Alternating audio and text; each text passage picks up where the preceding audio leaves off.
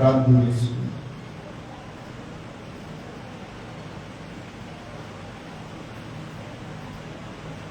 పరలోకమందున్న మా తండ్రి, పరిశుద్ధుడైన మా దేవా, నీకు స్తోత్రములు ప్రభువా, స్తుతులు తండ్రి. పరిశుద్ధులకు మా ఉన్నతులకు, మహాగణులకు, మా స్తుతులకు పాత్రులకు, మా మంచి దేవుడకు స్తోత్ర. ఈ పునరుద్ధరణ దిన కాలమందు మీ సత్యారాధన క్రమంలో ఇంతవరకు ప్రారంభ ప్రార్థనలోను, కీర్తనలు పాడుటలోను, మీ వాక్యాన్ని పట్టణముగా ధ్యానించుటలోను మాతో ఉండి మీరు జరిగించారు. అందరి బట్టి మీకు కృతజ్ఞతాస్తుతులు చెల్లిస్తున్నాం. ఈ సమయంలో ప్రభువా, మీ మాటలు వినాలనే ఆశ కలిగి ఉన్నాం.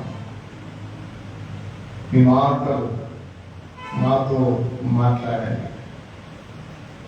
మాకు కావలసిన ఆత్మీయమైన ఆహారాన్ని పరిపూర్ణముగా మాకు వడ్డించండి. మేము దానిని ఆయన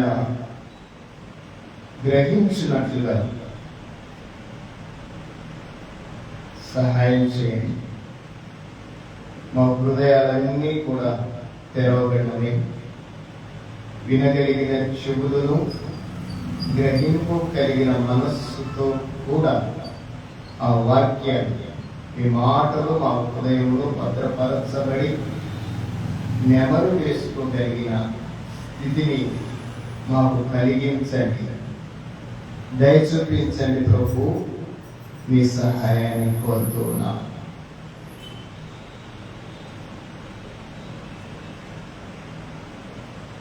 ఈ ప్రార్థన మీ కుమారుడైన క్రీస్తు యేసు నామములో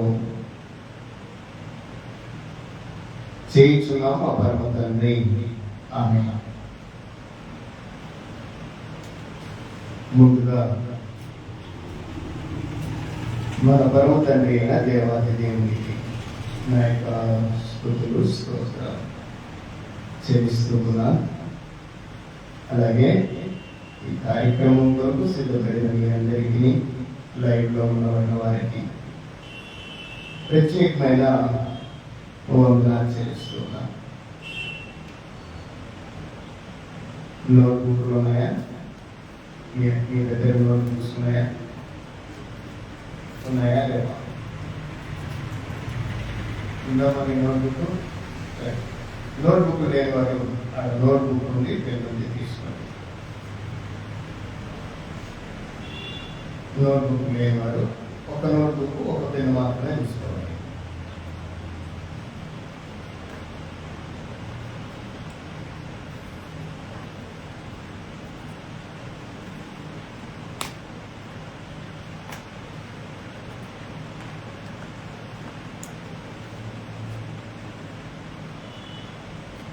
ఒక్కొక్క నోట్బుక్, ఒక్కొక్క పెన్ మాత్రమే.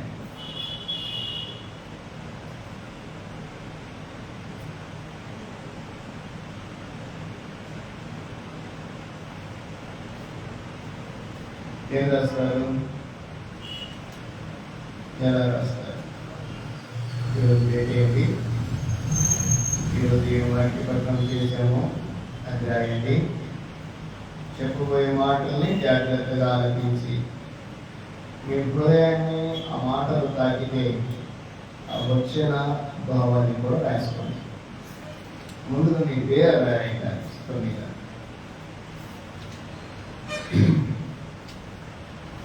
మీకు తెలుసో తెలియదు, ప్రతి పుస్తకం మీద దాన్ని తయారు చేసిన వారి పేరు రాస్తారు. దాన్ని ఎవరు వాడతారో రాయండి.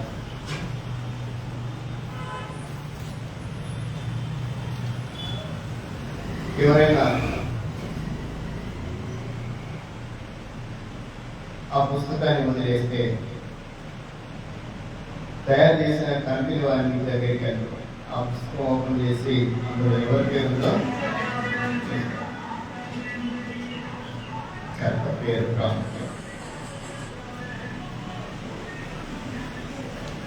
ఐడెంటిటీ. కొంచెం శ్రద్ధగా జీవిత వాక్యాన్ని మనం వింటాం.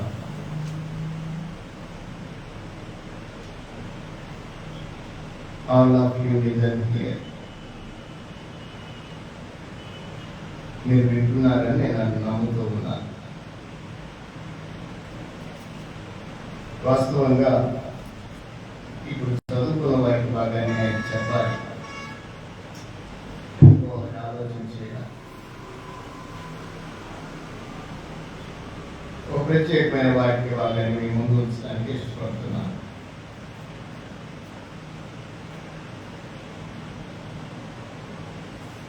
ఈరోజు చదువుకున్న లేక ధ్యానించిన వాక్య పట్టణాన్ని మీరు మరలా ధ్యానించి రెండింటిని కంఠస్థం చేయాలి. నెక్స్ట్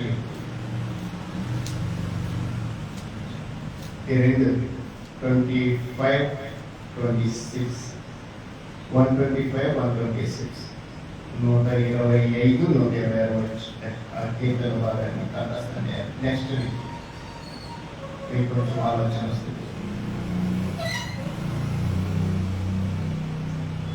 మీ ఆలోచన బట్టి నెక్స్ట్ వీక్ దేవుని చిత్తమైతే ఆ మార్పుని విందాం. ఈరోజు ఒక ప్రాముఖ్యమైన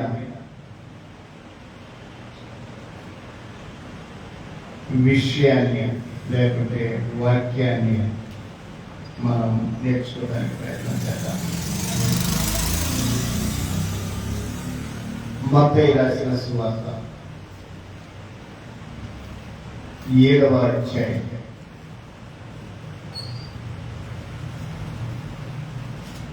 7వ వచనం.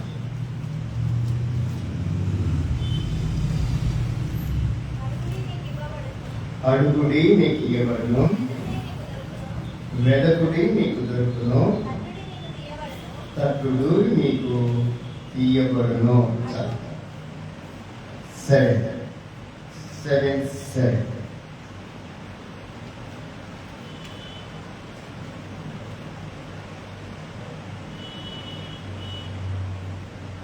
ఇది ఇప్పుడే విన్నారా, ఇంతకు ముందు విన్నారా? ఇప్పుడే చదివారా, ఇంతకు ముందు చదివారా? చాలాసార్లు చదివారు, చాలాసార్లు విన్నారు. మంచి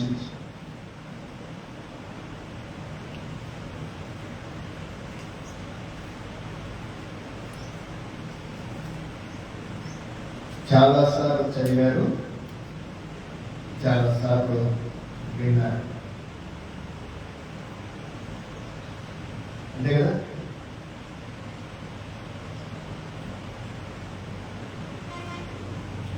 ఒక ప్రశ్న, మీరేం గ్రహించారు?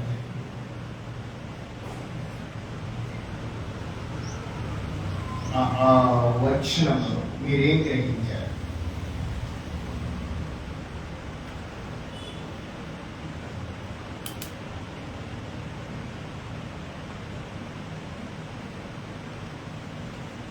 ఏమన్నా ఉందో ఆలోచనలు ఆ వాక్యంలో?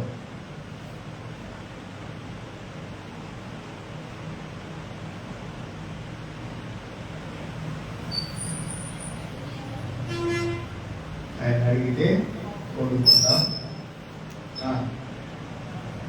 పెరిగితే దొరుకుతుంది, తడితే తీస్తాం.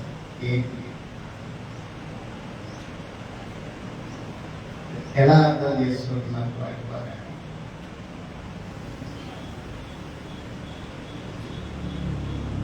ఇది చెప్పే ముందుగా ఈ చెప్పిన స్థలాన్ని నేను ఉంచడానికి ఇష్టపడతాను. యేసుక్రీస్తు వారి యొక్క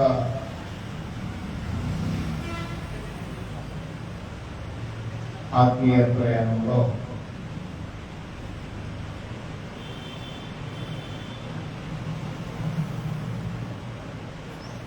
ప్రప్రదమైన బోధ ప్రారంభించాడు. అది మత్తయి సువార్త 5వ అధ్యాయము, 6వ అధ్యాయము, 7వ అధ్యాయం. 3 అధ్యాయాలు. ఈ 3 అధ్యాయాలకు ఒక ఒక టైటిల్ ఉంది. 5వ అధ్యాయానికి, 6వ అధ్యాయానికి, 7వ అధ్యాయానికి ఒక టైటిల్ ఉంది. ఏంటి ఆ టైటిల్ అంటే కొండ మీది ప్రసంగం. కొండ మీద ఆయన చేసిన ప్రసంగము.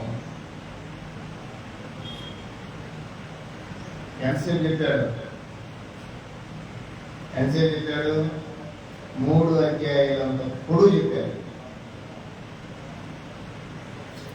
ఎవరెవరు వింటున్నారు అక్కడ? మొదటి వచనం చదువుతాం 5వ అధ్యాయంలో.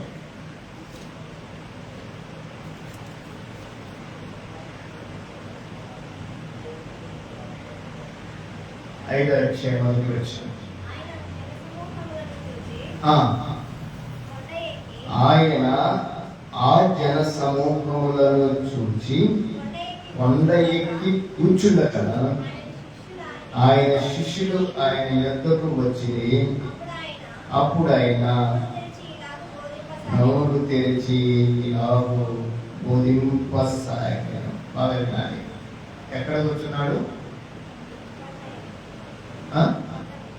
కొండ ఎక్కి అంటే కొండ మీద కూర్చున్నాడు. ఈ విషయాన్ని అక్కడ మనసులో పెట్టుకోండి. కొండ అనేది మనసులో పెట్టుకోండి. మీకు తెలిస్తే చెప్పండి. ధర్మశాస్త్రము మోషేకు ఎక్కడ ఇవ్వబడింది?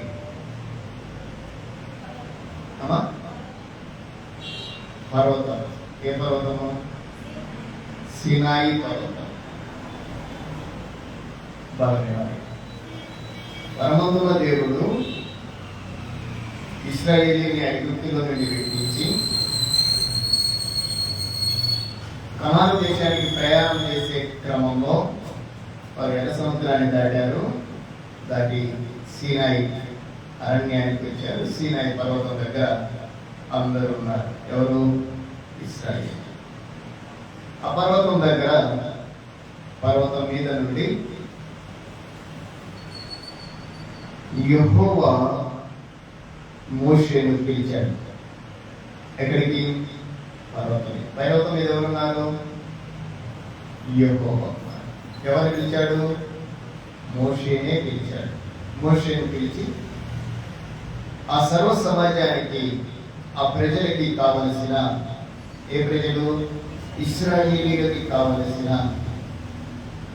విధి విధానాలు, ఆజ్ఞలని తెలియచేయడానికి పిలిచాడు, పంపించాడు. ఇద్దరు మాట్లాడుకున్నారు. ఇక్కడ మాట్లాడిన తర్వాత ఆ మాటని రాసి పంపించాడు. బాగా కొండ మీద ఎవరెవరు ఉన్నారు? ఇద్దరు ఉన్నారు, మోషే, దేవుడు. ప్రజలకు ఏ సమాచారం కావాలో, ఏ ఆజ్ఞలు కావాలో, వాళ్ళు ఏ విధంగా నడవాలో వాటిని రాసి పంపించారు. పై నుంచి కిందికి రాసి పంపించారు. వాటిని మోషే వాటిని ప్రజలకు తెలియజేయడం. అంతే కదా? కంటెంట్ అర్థం చేసుకోండి. కొండ మీద దేవుడు, అక్కడ మోషే ప్రజలందరికీ అనుసరించవలసిన నియమ నిబంధనలు. మనం సర్వసాధారణంగా ఆజ్ఞలు ఏంటంటే ఏం చెప్తాం? 10 ఆజ్ఞల పలకల్ని ఇచ్చాడు అని బయటకు వస్తాం. వీటిని బేస్ చేసుకొని ఆ సర్వ సమాజానికి బోధించమని చెప్పిన ఆజ్ఞలు ఏంటో తెలిసిన 613 ఆజ్ఞలు చెప్పాడు. అందులో ప్రాముఖ్యమైన 10 ఆజ్ఞలు రాసిన 13 వచ్చాడు. అవి మోషే వారికి తెలియజేశాయి. ఇది పాత నిబంధన క్రమం. పాత నిబంధనలో దేవుడు ప్రజలని నడిపించటానికి, లేక తన ప్రజలని తన చిత్తానుసారంగా నడిపించటానికి చేసిన ఒక ఉన్నతమైన సంకల్పం. మీకు అర్థమైందా? సినాయి పర్వతం మీద మోషేకు దేవుడు తన ఆజ్ఞలని చెప్పి వాటిలో కొన్ని రాసి పంపించాడు. అది మోషే తన ప్రజలందరికీ తెలియజేశాడు. ప్రజలందరూ ఏం చేశారు? పాటించారా? ఇప్పుడు ఇక్కడికి వెళ్తాం. ఎక్కడికి? మత్తయి 5 అప్పుడు మోషే మాత్రమే దేవుని స్వరాన్ని విన్నాడు. అర్థమైనా? దేవుని చూశాడా? సీనాయి పర్వతం మీద దేవుని చూశాడా?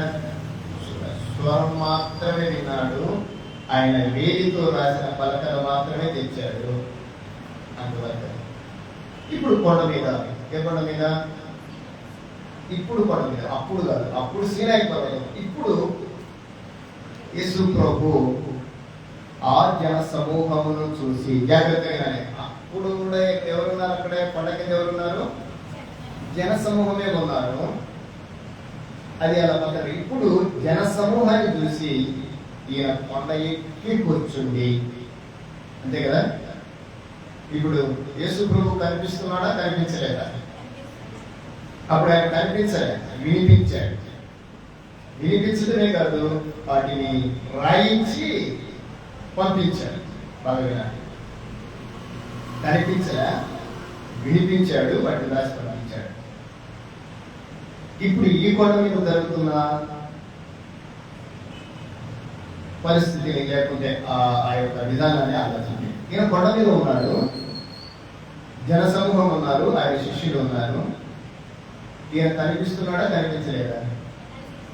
ఈయన కనిపిస్తున్నాడు, అలాగనే వినిపిస్తున్నాడు. ఇట్స్ నాట్ రిటర్న్ రాయన. బాగా వినాలి. కనిపించలేదు కాబట్టి రాసి పంపించాడు. ఇప్పుడు కనిపిస్తున్నాడు కాబట్టి క్లియర్ కట్ గా చెప్తున్నాడు. ఎలా చెప్తున్నాడో చెప్పండి, చూడండి. ఎలా చెప్తున్నాడు? 7వ అధ్యాయం చివరికి రండి ఒకసారి నాతో పాటు. 7వ అధ్యాయం చివరి మాటలు చెప్పండి. 2 వచనాలు చదవండి. చివరి 2 వచనాలు. యేసు ఈ మాటలు చెప్పి ముగించినప్పుడు జన సమూహములు ఆయన బోధకు ఆశ్చర్యపడుచుండ్రి. ఏలయనగా ఆయన ఆయన వారి శాస్త్రముల వలె కాక, ఆయన బోధ చేస్తుంటే ఆశ్చర్యపడ్డారు. వారు ఆ బోధ విన్న తర్వాత వారికి ఎవరు కనిపించారు? వారి శాస్త్రులు కనిపించారు. వారి శాస్త్రుల వలె కాక అధికారము గల వారి వలె బోధించారు. అంటే వాళ్ళకి ఎవరు బోధిస్తున్నారు? అంతకుముందు ఎవరు బోధిస్తున్నారు? సంథింగ్ ఎవరు బోధిస్తున్నారు వాళ్ళకి. అంటే వాళ్ళ మాదిరిగా కాకుండా వాళ్ళని ఈయన ఆశ్చర్యకరంగా అధికారం కలిగిన వారిగా బోధిస్తున్నారు. అంటే వాళ్ళు ఎలా బోధించాలి, వాళ్ళు ఎలా బోధించారో ఇక్కడ తెలియజేశారు. వాళ్ళ బోధ ఎలా ఉండిందో. కానీ ఈయన బోధ ఎలా ఉందంట? అధికారం కలిగినదిగా ఉంది. అమ్మా సిట్ రైట్, లిజన్ కేర్. మీకు నోట్స్ ఇచ్చారు, మిమ్మల్ని అడుగుతా.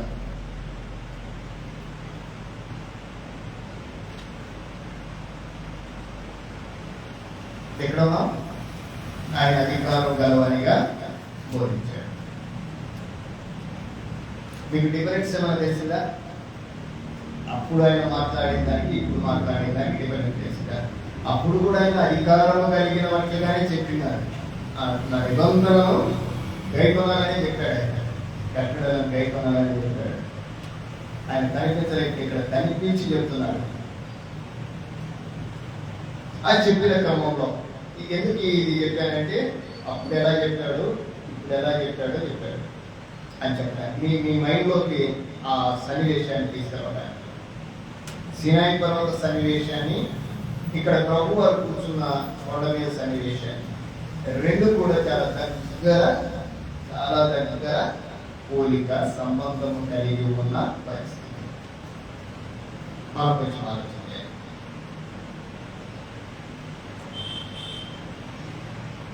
చాలా దగ్గర సంబంధం.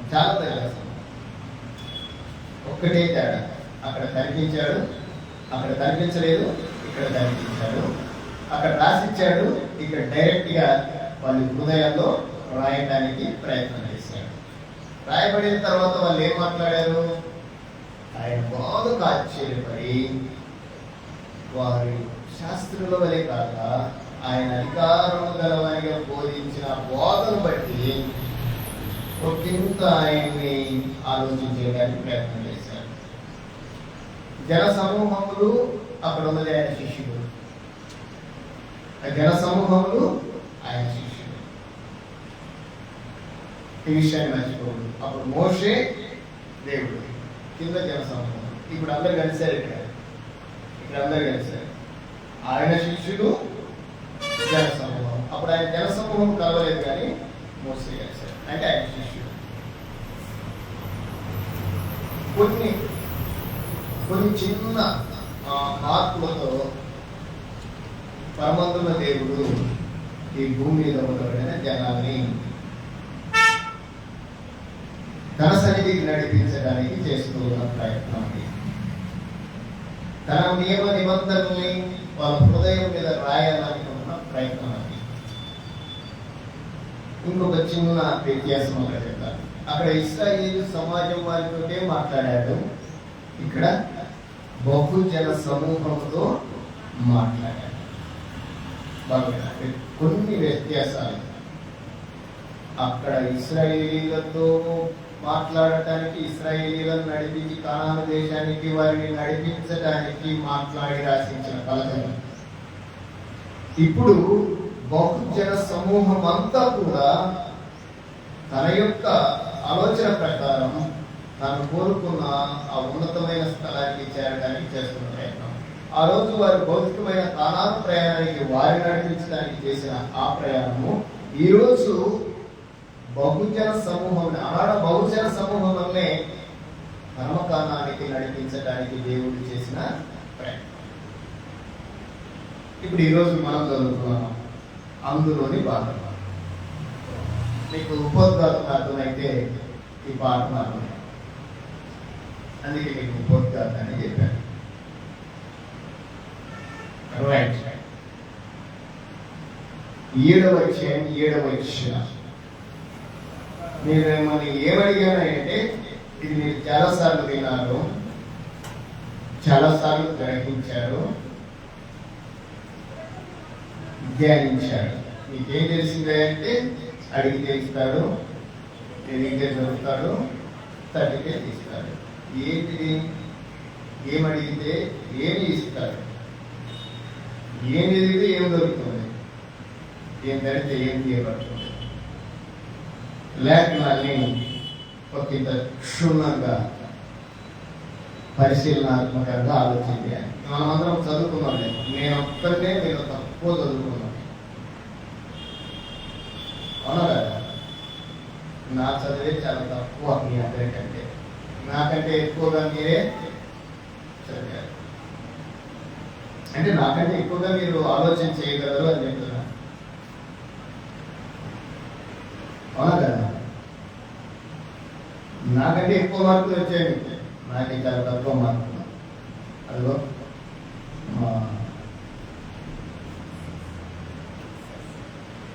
మా మిస్సెస్ నాకంటే ఎక్కువ మార్కులు, అంటే జ్ఞానం ఎక్కువగా ఉంటుందని అర్థం. మీ అందరి డిగ్రీలు అయిపోయాయి, ఇంకా ఎక్కువ జ్ఞానం ఉంటుంది దగ్గర. ఆలోచన చేద్దాం, ఎలా ఆలోచన చేద్దాం. బైబిల్లో ఇంగ్లీష్లో నేను ఈ మాటని కొంచెం ఆలోచన చేయడానికి ప్రయత్నం చేశాను. ఈ మాటలు చెప్పడానికి ఒక 15 నిమిషాల్లో చెప్పి ముగించాలనే ఆలోచన అయితే ఆయన కాదు. మీరు మిగతా మాటలను ఆలోచన చేస్తారని. Ask and it will be given to you. Seek and you will find.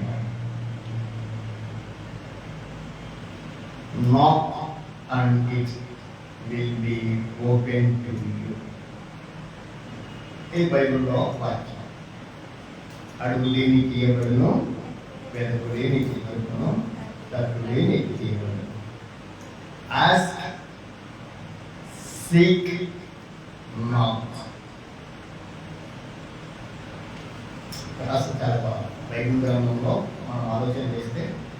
ఏదో దేవుడు చెప్పడానికి మనకు ప్రయత్నం చేస్తున్నాడు, కానీ మనము అలా వెళ్ళిపోతాం అంతే.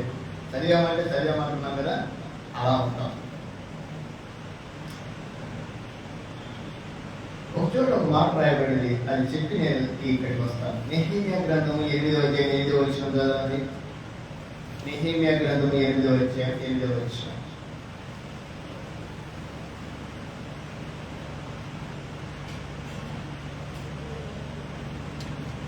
మీరు త్వరగా చదవాలి. నేను ఇందులో ఒక భాగం మాత్రమే చెప్పడానికి ప్రయత్నం చేస్తాను, అది అయిపోతే.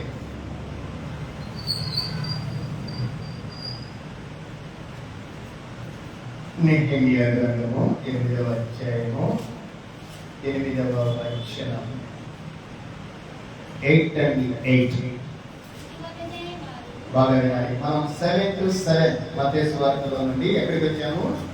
నెహెమ్యా 8 and 8 కాడికి వచ్చాము. బాగా వినాలి, బాగుంటుంది మీ ప్రాస. అటువలనే ఇటువలనే వారు బాగా దేవుని గ్రంథమును స్పష్టముగా చదివి బాగా చదివి వినిపించి జనులు బాగుగా గ్రహించున్నట్లు వాటికి అర్థం చెప్పి. చదివి వినిపించి గ్రహించున్నట్లు. ఎలా గ్రహించున్నట్లు? బాగుగా గ్రహించున్నట్లు. ఏం చెప్పారట అంటే, మనం చదివితే ఎలా ఉండాలి, వింటే ఎలా ఉండాలి, గ్రహిస్తే ఎలా ఉండాలి, దాని గురించిన సొల్యూషన్ లేకపోతే దాని గురించిన అర్థం మనము తెలుసుకోవాలి. సర్వసాధారణంగా బైబిల్లో కొన్ని వాక్యాలు, కొన్ని పేర్లు, కొన్ని వచనాలు నాకు అర్థం కాదు. అర్థమైతే అంతే అర్థమైతే నాకే చాలా వరకు అర్థం కాదు. మీరు ఎక్కువ చదువుకున్నారు కాబట్టి మీకు బాగా అర్థమైంది కదమ్మా. సరిత టీచర్ కాబట్టి ఇంకా బాగా అర్థమైంది. అవును కదా, తెలుసు. నువ్వు టీచర్ కదా, పిల్లలు చదువు చెప్తున్నావు కదా, మీకు బాగా అనిపిస్తుంది. ఇంకా శ్వేతకైతే అన్నీ తెలిసిపోయింటాయి. సుష్మితకి ఇంకెవరు చెప్పకూడదు కూడా తెలుసు. కానీ బైబిల్ విషయానికి వచ్చేసరికి బైబిల్ చెప్తుంది, ఇటువలనే వారు యెహోవా గ్రంథాన్ని స్పష్టముగా చదివి. ఎలా చదవాలంటమా? స్పష్టంగా అంటే ఎట్లా చెప్పండి? స్పష్టంగా అంటే ఎలా?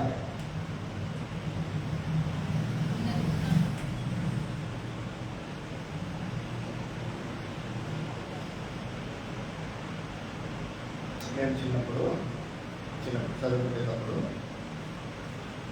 ఒక ఆయన ఒక మాట చదివారు. అది చదువుకుంటున్నప్పుడు కాబట్టి దాచేస్తాను, చెప్పుకోవచ్చు. రామునితో ఒక ఫీవర్ అని ఏమని చదివాడు? ఏమని? రామునితో ఒక ఫీవర్ డిక్లను. ఇది చదివాను. ఎలా చదివాను? చదివానా లేదా? అది కరెక్టా? కరెక్టమా? మరి ఎలా, ఏది కరెక్టు? ఎప్పుడైనా విన్నారా? ఇది విన్నామా? వినలేదా? రాసుకోండి. రామునితో ఒక ఫీవర్ డిక్లను. రామునితో ఒక ఫీవర్ డిక్లను. ఎప్పుడైనా చెప్పడానికి బాగుంటుంది. స్పష్టంగా ఎలా చదివారు అనే దానికి రాసుకోవడానికి. నీకు తెలిసి ఉండొచ్చు కదా, తెలుసు కదా. అది వినలేదా? ఆ సౌండ్ బాక్స్ అక్కడ దగ్గర పెట్టిన దగ్గర రామునితో ఒక ఫీవర్ డిక్లను. ఈసారి చెప్పకూడదు అన్నమాట.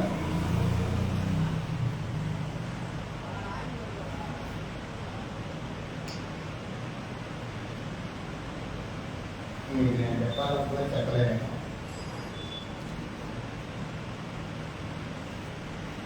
రాసావా సుష్మి? రాసావా? ఇప్పుడు దాన్ని అది కరెక్ట్ కాదు, ఎలా కరెక్టో నేను చెప్తాను. రామునితో ఒక ఫీవరుడు అదే రాశారు కదా, కింద రాయండి.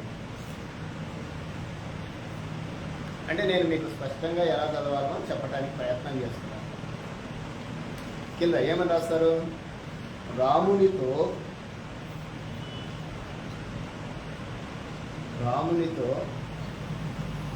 కబీవరుడు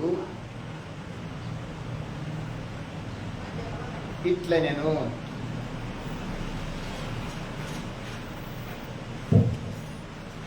ఏది అర్థరహితంగా ఉంది ఆ మాటలో?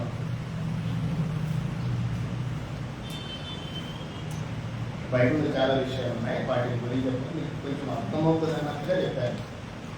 ఏది అర్థరహితంగా ఉంది? స్పష్టంగా ఉంది. బై దట్ రెండింటిలో అదే మాటలా? అయ్యే కదా, తేడా ఏం లేదు కదా, అయ్యే మాట. పైదేమో ఒక ఆయన చదివాడు, కింద ఇంకొక ఆయన చదివాడు. పైన చదివిన దానికి కింద చదివిన దానికి చాలా వ్యత్యాసం ఉంది. పైన చదివేదేమో గందరగోళంగా చదివేశారు, హడావుడిగా చదివేశారు. హడావుడిగా చదివితే అర్థం ఉంటుంది తెలుసా? హడావుడిగా చదివితే కింద ఆయన స్పష్టంగా చదివాడు, అంతే కదా. ఆయన హడావుడిగా మాట్లాడాడు, ఈయనేమో స్పష్టంగా. హడావుడిగా మాట్లాడిన దాంట్లో అర్థం తెలియదు,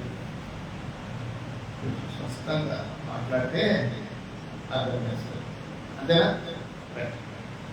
ఇటువలనే వారు యెహోవా గ్రంథాన్ని స్పష్టముగా చదివి జనులు బాగా గ్రహించినట్లుగా చదివి వినిపించి. సరేనా? చదవండి, మనం చదివింది ఎక్కడ ఉండాలి? వినిపించాలి. అది ఎవరికి వినిపించాలి ముందు చెప్పండి. మీరు బైబిల్ గట్టిగా చదువుతారా, చిన్నగా చదువుతారా? గట్టిగా చదువుతారు. గట్టిగా చదివితే ఏమవుతుంది చెప్పండి? మరొకరికి. కొంతమంది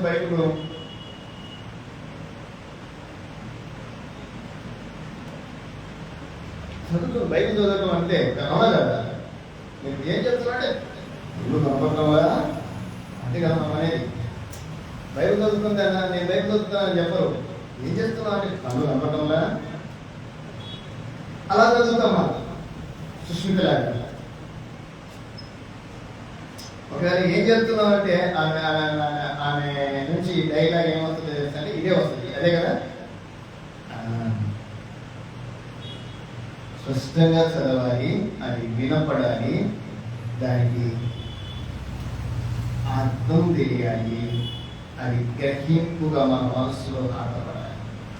అప్పుడే మనకు బైబిల్ అర్థమవుతుంది, వాక్యం అర్థమవుతుంది. ఇప్పుడు యేసు ప్రభువు ఆ జన సమూహానికి ఆ విధంగానే చెప్పింటాడు, అవునా కదా? అందుకే ఆ జన సమూహం అంతా కూడా అదే కదా రాసింది 7వ అధ్యాయం చివరిలో. ఆ జన సమూహం అంతా కూడా ఆయన బోధకు ఏమైపోయారు? ఆశ్చర్యపోయారు. అంటే వాళ్ళు ఎప్పుడు ఆశ్చర్యం వస్తుంది?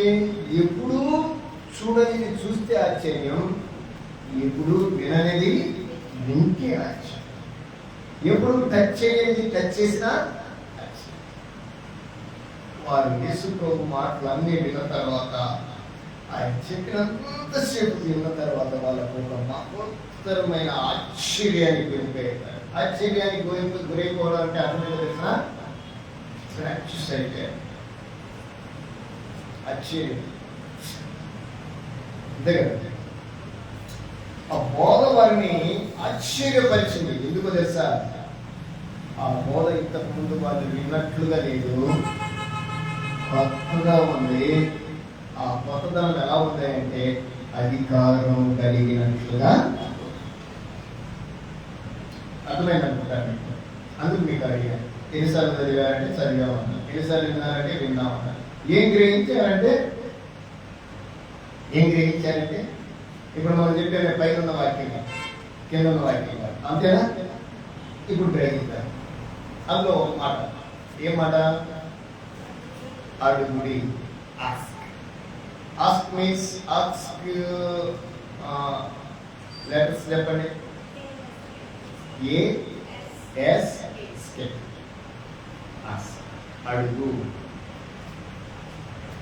ఈ విషయం మీకు ముందు చెప్పాను. మీరు చదువుకో, రాసుకోవాలి. ఏఎస్కే అంటే అడుగుడి. ఏం అడుగువాను బాగా వినాలి. ప్రభు వారు ఏం చెప్పారంటే ఒక చోట మరొక 7వ వచనాన్ని చూద్దాం. 15వ అధ్యాయం యోహాను సువార్త 15వ అధ్యాయం యోహాను సువార్త 7వ వచనం. ఏ వచనము? 7వ వచనం చదవండి ఒకసారి.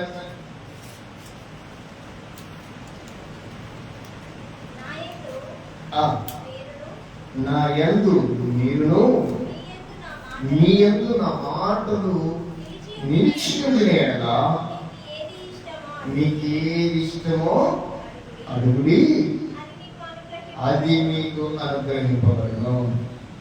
బాగా ఇప్పుడు మనం ప్రభుని అడుగుతున్నాం. మనం అడిగే విధానం బాగా మన ప్రభుని అడుగుతున్నామా లేదా?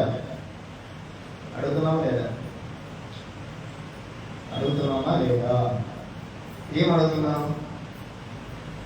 మనమేం అడుగుతున్నాం?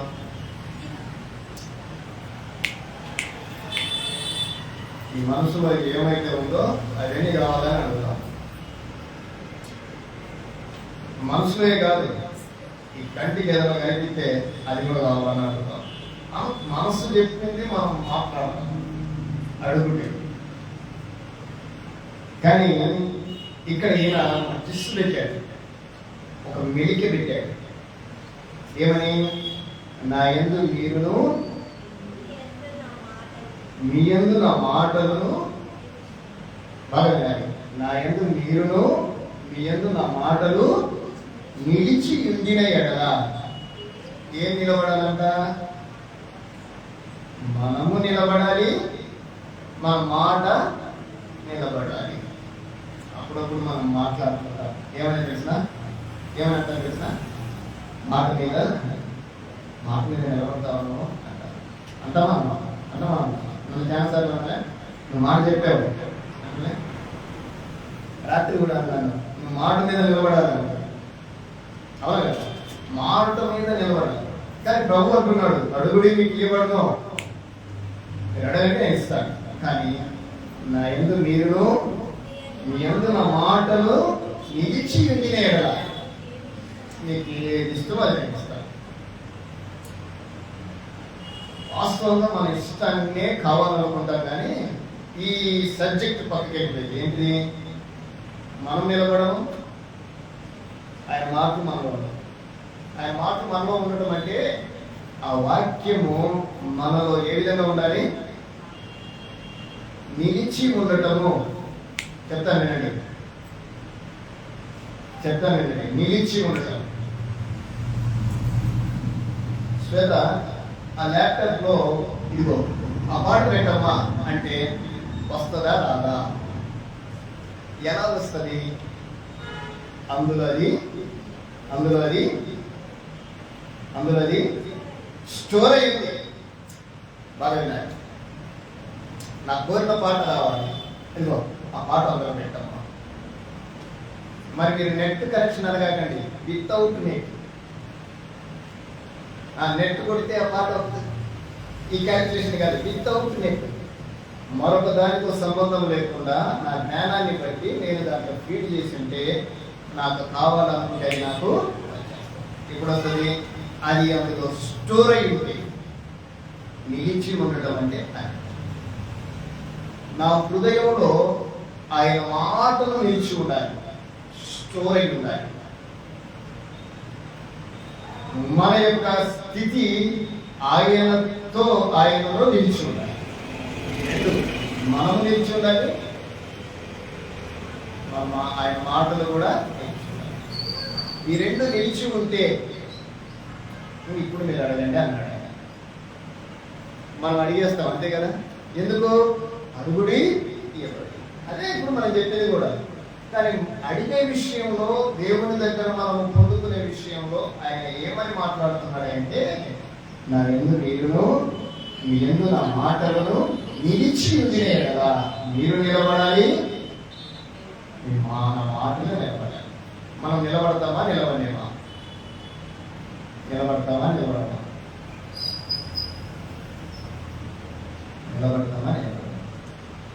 వచ్చిన ఉదాహరణ, ఇసుక మీద కట్టిన ఇల్లు బండ మీద కట్టిన ఇల్లు. ఏ ఇల్లు నిలబడింది? నిలబడాలి అంటే మనం ఎలా కట్టబడాలి? బండ మీద కట్టబడాలి. ఈరోజు మనుషులు ఇసుక మీద కట్టబడిన స్థితిని కలిగి ఉన్నారు. మనము అనుకున్నది పొందాలి అంటే ఆయన అడిగితే ఇస్తానంటున్నారు. ఒకటే మాట, అడగంటే ఇస్తాను. కానీ దాని వెనక మెలిక మనకు తెలియాలి కదా. ఈరోజు తెలియదు జనానికి. ఈరోజు అది ఆలోచన చేయడం లేదు. ఎందుకు నేను ఎన్నిసార్లు అడిగినా ఇవ్వటం లేదా, అది ఇవ్వటం లేదా, ఎందుకు ఇవ్వటం లేదు? ఏదో ప్రాబ్లం అనుకుంటుంది కదా. స్విచ్ చేస్తే లైట్ వెలగడం లేదు. అర్థమవుతుంది మీకు? స్విచ్ చేస్తే లైట్ వెలగడం లేదు. ఎందుకు వెలగటంలా? కరెంట్ ఉంది.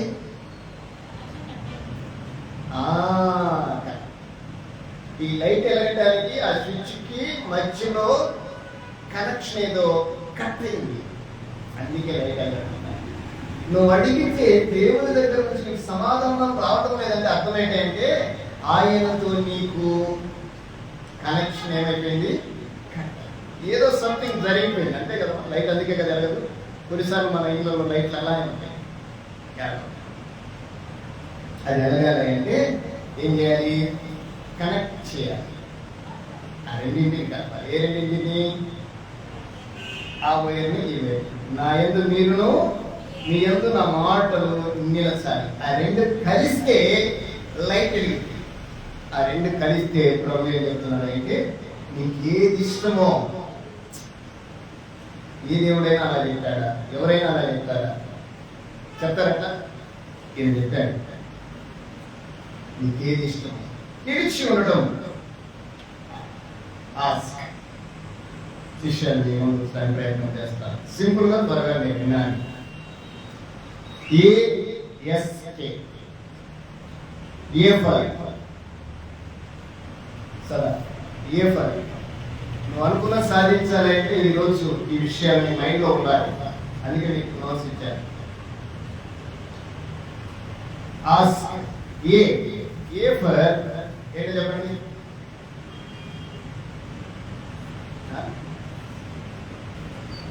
ఇప్పుడే నేను చెప్పాను, స్పష్టంగా చదవాలి. అది ఏమవ్వాలి? వినిపించాలి. ఆమె ఏదో చెప్తుంది, ఏంటమ్మా అదేదో నాకు వినపడాలిగా. వినపడాలా లేదా? దేవుని వాక్యం కూడా అంతే. మనం ఇట్లా కూడా చదువుతాం కదా. చదువుతామా లేదమ్మా? వినిపించిందని చదువుతామా? ఇప్పుడు నేను అడిగాను, ఏ అంటే ఏంటమ్మా? ఏంటమ్మా? ఆస్కే ఏ ఫర్ ఏంటమ్మా?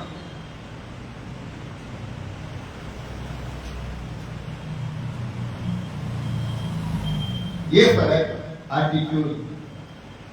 A for attitude. ఇప్పుడు మీకు నేను చెప్పాను, నా యందు మీరును, మీ యందు నా మాటలు నిలిచి నేను మీకు ఏది ఇష్టమో అది అడగలేదు, మీకు అనుగ్రహించబడి. ఏ ఆటిట్యూడ్. ఆటిట్యూడ్ మీన్స్ తెలుగులో వైఖరి, విధానము లేక పద్ధతి. బాగా వినాలి. అడగటం అంటే అంత ఈజీ కాదు, ఇవ్వడం అంటే అంత తేలికేం కాదు. ఆయన దగ్గర నుంచి ఆశీర్వాదం పొందడం. నెంబర్ 1 ఏ మీన్స్ ఆటిట్యూడ్. ఆటిట్యూడ్ అంటే వైఖరి లేక విధానము, పద్ధతి. నేను దేవుని దగ్గరికి వచ్చి మాట్లాడి లేదా ఆయనతో ప్రార్థించి ఆయన అడగాలనుకుంటున్నాను, నాకు ఫలాన్ని కావాలి ప్రభు, నాకు అది కావాలనుకుంటే ఆయన అంటున్నాడు, అందులో మొట్టమొదటిది ఈ యాటిట్యూడ్.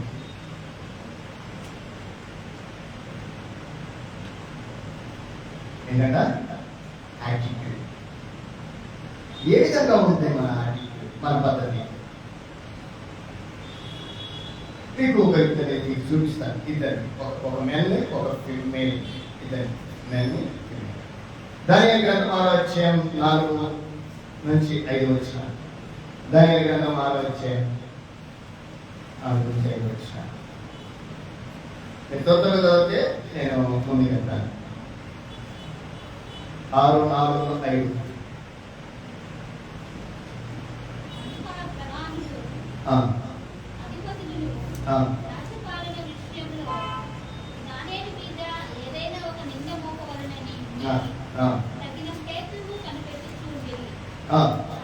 కానీ దానియేలు ఏమయ్యి, దానియేలు నమ్మకస్తుడై ఏ నేరమైనను ఏ తప్పైనను చేయవాడు కాదు కనుక దానియేలును తప్పైనను లోపమైనను కనుగొనలేక పోయింది. దానియేలు యొక్క యాటిట్యూడ్ ని ఇక్కడ చెప్తున్నారు. అక్కడ యొక్క వాతావరణం ఏంటంటే రాజు సముఖం నుండి ఒక ఆజ్ఞ వచ్చింది.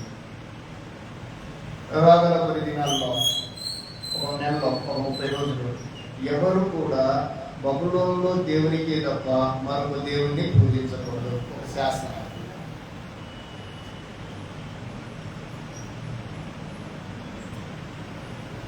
ఆ సంస్థలో దానియేలు ఉన్నాడు.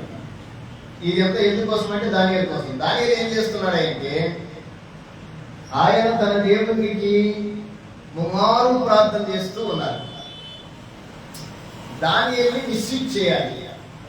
దానియేలు యొక్క యాటిట్యూడ్ ని, దైవికమైన యాటిట్యూడ్ ని మార్చాలని ఆలోచన చేసిన సంస్థానాధిపతులు ఆయన పరిశీలించి చూడగా దానియేలులో ఏ దోషమైనను తప్పైనను నేరమైనను ఏమీ కనిపించలేదు. దానియేలు ఎలా ఉన్నాడంటే క్లియర్ కట్ గా వైట్ గా ఉన్నాడు. ఒకవేళ ఏదైనా మచ్చ చూపించాలంటే కనిపించడం. దానియేలు యొక్క యాటిట్యూడ్ ఏంటంటే is clear, is white and white. ఆయన యాటిట్యూడ్ ఎలాంటిదంటే సూపర్ అని చెప్పొచ్చు మనం. దానియేలు వచ్చి రైట్ అని చెప్తారు. ఎస్తేర్ దగ్గరికి వెళ్దాం ఒక నిమిషం. ఇక్కడ 3వ అధ్యాయం 8వ వచనం. 3వ అధ్యాయం 8వ వచనం. ఎస్తేర్ గ్రంథం 3వ అధ్యాయం 8వ వచనం.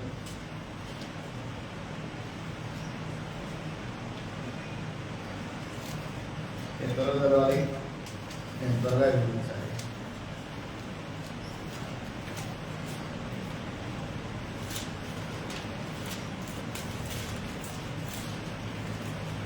ఎస్తేర్ గ్రంథం 3వ అధ్యాయం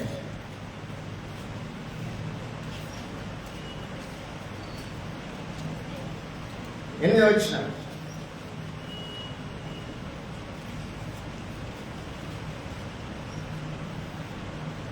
ఒక జనాన్ని గురించి రిపోర్ట్ చేస్తున్నాడు అక్కడ ఉండబడిన రాజైన అశ్వరేశ్వరుడు. అంతటా హామాను అహశ్వేరోషుతో చెప్పినదేమనగా, మీ రాజ్య సంస్థానములన్నింటి యందు జనులలో ఒక జాతి వారు చెదరి ఉన్నారు. వారి విధులు సకల జనుల విధులకు వేరుగా ఉన్నది. వారు రాజు యొక్క ఆజ్ఞను కైకొని వారు కారు. కాబట్టి వారిని ఉండనిచ్చుట రాజునకు ప్రయోజనకరం కాదు. జాగ్రత్తగా వినాలి. అప్పుడు బైబిల్లో జరిగితే అహశ్వేరోషు దినములలో జరిగిన చర్యలు హిందూ దేశం మొదలుకొని కూషు దేశం వరకు 127 స్థానాలను అహశ్వేరోషు ఏలుచుండెను. ఎన్ని రాజ్యాలు? 127 రాజ్యాలు. అప్పుడు దేశాలు కాదు, రాజ్యాలు ఉన్నాయి. ఆ రాజ్య పరిపాలనలో ఆ రాజు పరిపాలిస్తున్న దేశాలు ఎన్ని అంటే 127. అందులో హిందూ దేశము మొదలుకొని, మీరు బైబిల్లో ఇండియా అనే పేరు ఇక్కడనే కనబడుతుంది. మీరు చూసారు ఎప్పుడన్నా? బైబిల్లో ఇండియా అనే పేరు ఇక్కడనే ఉంటుంది. ఈ గ్రంథంలోనే 2 సార్లు కనపడుతుంది. బైబిల్ పుట్టినప్పుడు ఆ బైబిల్లో మన దేశం పేరు ఉండడం చాలా సంతోషం. నేను గర్విస్తున్నా మాట ఉన్నది. నా దేవుని దృష్టిలో నా భారతదేశము ఉంది. ఆ 127 స్థానాలకు రాజైన ఆయన దగ్గర పనిచేస్తున్న హామాను అనే వ్యక్తి యూదా ప్రజల మీద కంప్లైంట్ చేస్తున్నాడు. జాగ్రత్తగా మన ముందు దానియేలు మీద కంప్లైంట్ చేస్తే దానియేలు మీద కంప్లైంట్ ఏం కనపడలేదు. ఇప్పుడు యూదా ప్రజల మీద కంప్లైంట్ ఏంటంటే రాజకీయ ఈ ఒక జనము చెదిరిపోయిన జనం ఒకరు ఉన్నారు. వాళ్ళు ఎవరంటే యూదులు. వారు మన దేశ సాంప్రదాయాన్ని కానీ మన పద్ధతులను కానీ మన దేవుని కానీ పూజించేవారు కారు. వాళ్ళు మన దగ్గర ఉండటం మనకు క్షేమమైతే కాదు అంటే అతను చెప్పకనే చెప్తున్నాడు, వారు సర్వోన్నతుడైన దేవుని ప్రజలు అని చెప్తున్నాడు. మీద ఎంత గొప్ప స్టేట్మెంట్ కదా. ఆ రోజు వారి మీద ఆ స్టేట్మెంట్ ఉంది, కానీ ఈరోజు క్రైస్తవుల మీద ఆ యొక్క స్టేట్మెంట్ మీన్స్ వ్యక్తీకరణ ఈరోజు లేదు. ఆ రోజు వాళ్ళ మీద ఉంది. ఈరోజు ఆ స్టేట్మెంట్ బట్టి వాళ్ళు విడిపించబడ్డారు. ఆ రాజ సంస్థానంలో గొప్పగా చేయబడ్డారు. ఆ ఎస్తేరు గ్రంథంలో మనం చూస్తాం. అంటే ఇక్కడ యూదుల యొక్క ఆటిట్యూడ్ ఎలా ఉన్నాయంటే 127 దేశాల వారు వారిని చూచి హ్యాట్సప్ చెప్తున్నట్టుగా కనపడుతున్నమాట. అంతేనా కాదు, వాళ్ళు ఒక డిఫరెంట్ కల్చర్ అండి. వాళ్ళ పద్ధతులు, వారి యొక్క వైఖరి, వాళ్ళు చేస్తున్న క్రమము అది ఒక డిఫరెంట్. ఎవరికి పడితే వారికి వారు నమస్కారము చేయరు. చేస్తారా? ఆమాలు వెళ్తూ ఉంటే అందరూ ఉంగి నమస్కారం చేశానే కానీ మొద్దుకై చేశాడా? చేయడా? అక్కడనే వచ్చింది ఈ మాటకి పునాది. ఎవడి అంటే యూదుల యొక్క పరిస్థితి ఏంటంటే వారు ఎవరికి పడితే వారికి నమస్కారం చేయరు. ఎక్కడ పడితే వారు అక్కడ వంగరు. వారికి ఒకడే దేవుడు, ఆయన తప్ప మరొకరిని వారు పూజించరు, సేవింపరు. అలాంటి జనము మన సంస్థానంలో ఉంది. వారిని తీసేద్దాం అని రాదు. తదుపరి క్రమం అనేది ఒక విధి. అది తర్వాత ఏం జరిగిందో మనకు తెలుసు. అంటే నేనేం చెప్పదలుచుకున్నాను, ఆ జనం యొక్క ఆటిట్యూడ్, వాళ్ళ పద్ధతి, వైఖరి, విధానం ఎలా ఉందంటే 127 దేశాలు వారిని చూస్తున్నాయి. ఈరోజు మనం దేవుని అడుగుతున్నామంటే మనం అడుగుతున్నాము అని మనం అనుకుంటున్నాము, కానీ మనల్ని ఎంతమంది చూస్తున్నారో అనేది మాత్రం ఆలోచన చేయాలి. బాగా మన ఆటిట్యూడ్, మన పద్ధతి, మన వైఖరి, మన విధానం ఏంటో మనకు తెలియాలి. వచ్చిన ఎగ్జాంపుల్ నేను చెప్తాను. మీరు దారిలో వెళ్తున్నారు. ఒక చిన్న గాజుక్క దారిలో ఉంది. ఏం చేస్తాం? అబ్బా హడావుడిగా పరీక్ష టైం అయింది. 1 నిమిషమే ఉంది. గేట్ అది ఉంది, గాజుక్క ఉంది. ఏం చేస్తాం? నేను నడుచుకుంటూ పోతున్నాను. ఏం చేస్తాను చెప్పండి? ఏం మాట్లాడరేంటి? మనం ఏం చేస్తాం? ముందు పరీక్షలే మన ముందు కాబట్టి పరీక్ష వెళ్ళిపోవాలి. పరీక్ష రాసి మళ్ళీ వస్తుంటావు, ఆ గాజొక్క నీకే కూర్చోండి. మన వైఖరి మనకి సమాధానం చెప్తుంది అనడానికి నేను ఒక ఉదాహరణ. అంతేనే కదా? అవునా కదా? ఇంకొక విషయం కూడా చెప్తాను. ఇంట్లో ట్యాప్లో నీళ్ళు పోతున్నాయి, మనం ఓపెన్ చేయలేదు. నీళ్ళు పోతున్నాయి, ఎంత పోతున్నాయో తెలియదు. మనం ఏం చేస్తాం? చెప్పండి, మన ఇంట్లోనే ఏం చేస్తాం? ఏం చేస్తాం? మనసులో ఉన్నది చెప్పాలి. ఏం చేస్తాం మనం? ఏం చెప్తామంటే, ఎవరో ట్యాప్ ఆన్ చేశారు, ఆపేయండి అంటావా అమ్మా? అంటావా అమ్మా? మనం నువ్వు ఆపేయమ్మా అంటే సుష్మిత ఏమంటే తెలిసిన, నేను ఓపెన్ చేసినా అంటే అంతే కదా. ఎవరు ఓపెన్ చేస్తే వాళ్ళు నిజము. కానీ ఎవరు ఓపెన్ చేశారో తెలియదు, కానీ నీళ్ళు పోతున్నాయి. మనం ఏం చేస్తాము? పోతే పోనీ మళ్ళీ మోటార్ వేసుకుంటాం, అంతేగా. మన ఆటిట్యూడ్ అన్నమాట అది. మన ఆటిట్యూడ్ ఏందో అది మనకు చెప్తుంది. నువ్వు నీళ్ళు ఆపలేదు, నువ్వే మోటార్ వేయాలో 4 సార్లు మెట్లెక్కింది కదా. అదే ట్యాప్ ఆపితే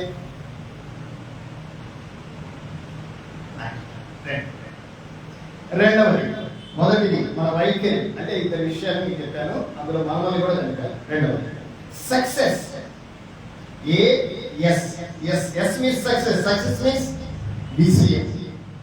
దేవుని పిల్లలుగా దేవునితో మనము మాట్లాడి మనకు కావాల్సింది పొందాలి అనుకున్నప్పుడు ముందుగా మన వైఖరి సూపర్గా ఉండాలి. రెండవది సక్సెస్. సక్సెస్ మీన్స్ విజయము. దేని మీద విజయం? దేవుని దగ్గర మనము పొందుకోవాలి. ఆయన అంటున్నాడు కదా, అది నీకు నేను ఇస్తాను, నీకు కాదు, నీకు ఏది ఇష్టమో అది ఇస్తాను. అంత మాత్రమే కాదు, నువ్వేమడిగావంటే, అయ్యా నాకు డ్రెస్ కావాలి అని అడిగావు, ఆయన 5 ఇవ్వడానికి ఇష్టపడతాడు, అంతేనా కదా? ఒకటి కాదు, ఇంక 5 తీసుకుంటాడు. అందుకే బైబిల్లో మాట రాయబడి, అడుగు వాటికంటేను ఊహించు వాటికంటేను అత్యధికంగా దయచేయగల దేవుడు అని రాయబడి. మనం ఏమనుకుంటే, అయ్యా ఒక చిన్న ఉద్యోగం వస్తే చాలయ్యా అనుకుంటాను. నేను చిన్న ఉద్యోగం వేయడానికి నేను ఏర్పరచుకోలేదు. నీకు నేను అనుకున్నది ఇస్తాను, నువ్వు అనుకున్నది కాదు. నిజంగా వాస్తవంగా మనము ఏదో అనుకుంటాం, కానీ ఆయన మనసులో అది కాదు ఉండేది, మనకేదో గొప్పది ఇవ్వాలని. అందుకే గత వారంలో మనం అనుకున్నాం, యెహోవా ఉత్తమమైన దానిని అనుగ్రహిస్తాడు. మనమేమో ఏదో ఉంటే సరిపోయింది అనుకుంటాం, ఏదో మనం అడ్జస్ట్ అయినట్టు. దాంతో అడ్జస్ట్ కాదు, నిజంగా ఆయనకు తెలుసు కాబట్టి ఇలా నమస్కారం ఆయన అని మంచిది ఇస్తాడు. రైట్. రెండవది సక్సెస్. సక్సెస్ మీన్స్ విజయం. దేని మీద?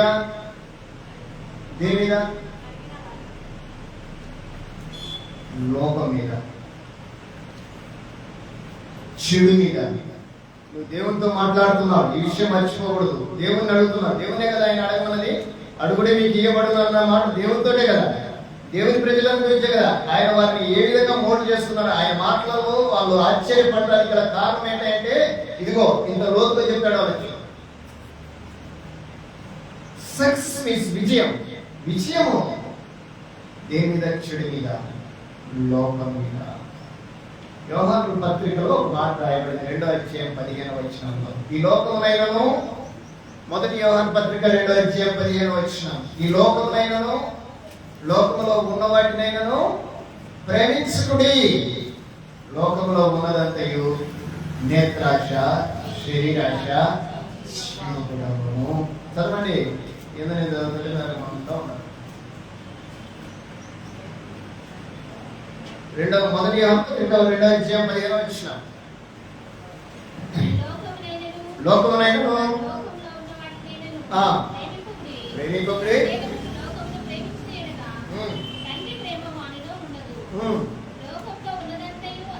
లోకంలో ఉన్నదంతయు అనగా శరీరాశ, నేత్రాశ, జీవముడము.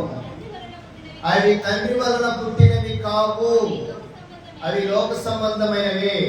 లోకము దాని ఆశలు గతించిపోను, దేవుని చిత్తము జరిగించువాడు నిరంతరం నిలుచును. విజయం ఎన్ని రోజులంట? విజయం ఎంతకాలము? నిరంతరం విజయం. మన గవర్నమెంట్ విజయం ఎన్ని సంవత్సరాలు? Limited period, 5 years. 5 years తర్వాత మళ్ళీ కొట్లాడుకోవాల్సిందే. కానీ దేవుని పిల్లలకు దేవుడిచ్చే విజయం ఎలా ఉంటుందంటే నిరంతరం ఉంటుంది. ఎందుకు తెలిసిన, ఆయన ఒక చోట మాట అన్నాడు, ఇదిగో సదాకాలం నేను మీతో కూడా ఉన్నాను. నేను మీతో ఉన్నాను కనుక నేను మీతో ఉంటే మీకు నిరంతరము విజయము. విజయం ఎప్పుడు వస్తుంది అంటే ఆయన మనతో ఉంటే. ఆయన మనతో ఉండాలి అంటే చెడు మీద, లోకం మీద మనం గెలవాలి. లోక సంబంధమైన వాటి మీద మనం విజయం పొందుకోవాలి. ఈ లోకంలో ఉన్నదంతా కూడా దేవుని వల్ల పుట్టినవి కావు. అంటే దేవుని వల్ల పుట్టినవి కాదంటే ఎవరు పుట్టించారని అర్థము? ఎవడో ఒకటి పుట్టించాడు. వాడే అపవాది, సాతాను. నిన్ను దేవుని దగ్గర నుంచి పొందుకోకుండా చేసేవాడు ఎవరైతే సాతాను. దాన్ని పొందుకోవాలంటే నీకేం కావాలా? విజయం కావాలా, సక్సెస్. చాలా ప్రాబ్లం. నువ్వు అనుకున్న సాధించాలంటే ఏముండాలి? మొట్టమొదటిగా యాటిట్యూడ్ మారిపోవాలి, విజయం పొందాలి. థర్డ్ కే. కే అంటే అదేనా చెప్పండి, అది కూడా తెలీదా? ASK. కే. కే మీన్స్ నాలెడ్జ్. చక్కగా చెప్పి వస్తుంటారు. అందుకే ఆమె గ్రూప్స్ రాయాలనుకుంటుంది.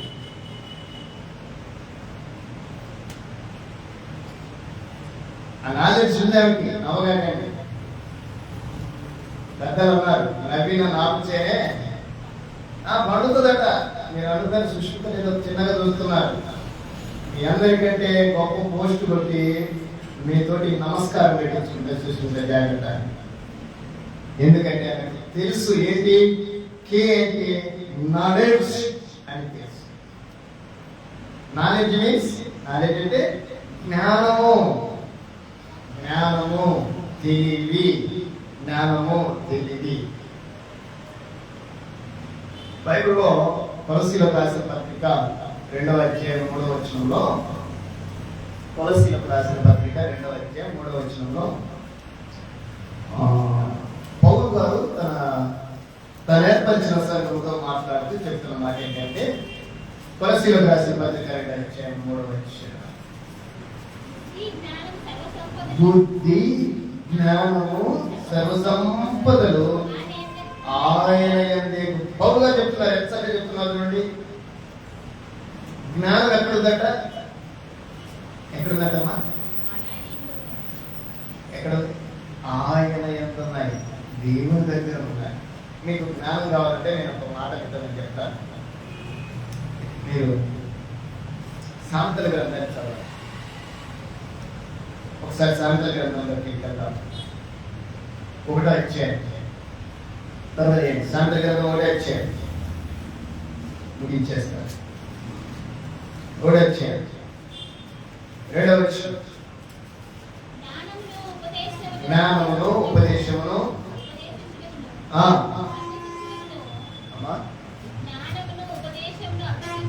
అభ్యసించుటకును వివేక కల్లా కమతమును గ్రహించుటకును నీతి న్యాయ యథార్థతలను అనుసరించుటకును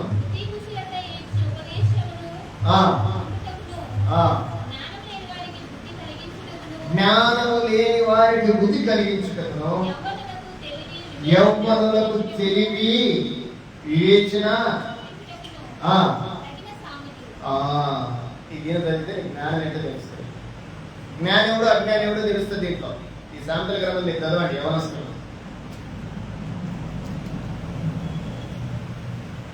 అడుగుడి మీకు ఇవ్వబడును అనే మాటల్లో ఎంత అర్థం ఉందో ఒకసారి ఆలోచన చేయాలి.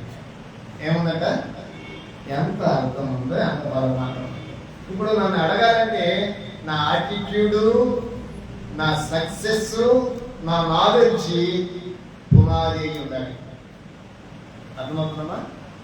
నేను దేవుని అడగాలంటే అందుకే ఆయన అన్నాడు, నా యందు మీరును మీ యందు నా మాటలను నిలిచి ఉంటున్న ఎడలా మీకు ఏది ఇష్టమో అది అడుగుంటే అది మీకు అనుగ్రహించబడును.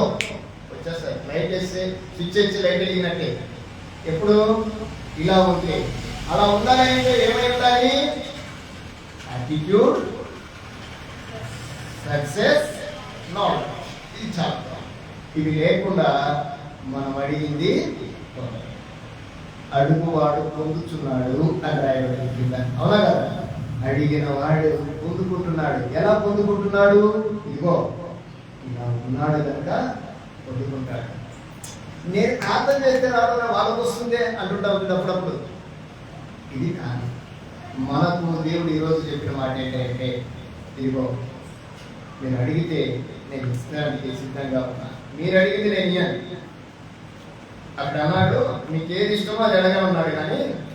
కానీ మనకు దేవుడు ఇవ్వడానికి ఆలోచన చేస్తున్నది ఏంటంటే ఉత్తమమైన ఇవ్వడానికి ఇష్టపడతారు. అర్థమైనా మీకు? అర్థమైనా? రైట్. చక్కగా విన్న మీకు అభినందిస్తున్నాను. ఈ మాట మళ్ళీ మీరు ధ్యానం చేయండి. చాలా విషయాలు ముందు సమయంలో మనం నేర్చుకోవడానికి ప్రయత్నం చేద్దాం. రైట్. వందనాలు.